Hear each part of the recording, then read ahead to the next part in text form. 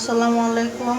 আজকে একটা তরকারি রান্না করব, কচুরমুখী। আমরা বলি এটাকে পিছলা আলু।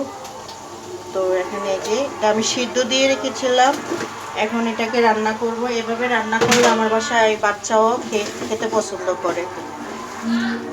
এটাকে কষিয়ে নিব। আর এখানে যে মাছ ভেজে রেখেছি, তারপরে কষানোর পরে মাছটা দিয়ে দিব।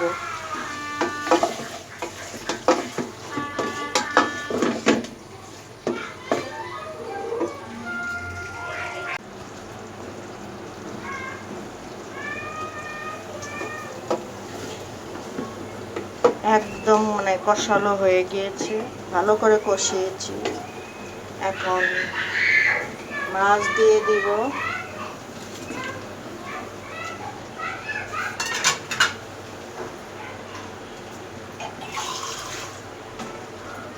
ভালো একটু করে ঝোল দিয়ে দিব।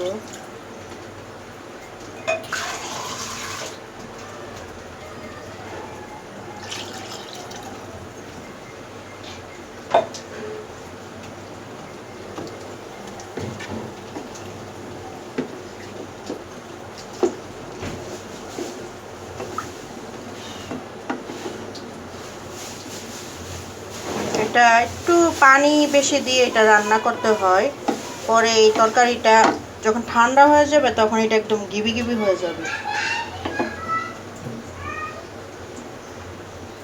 কাঁচামরিচ দিয়েছি, কাঁচামরিচ বাহিরে ছিল, একদম শুকিয়ে গিয়েছে।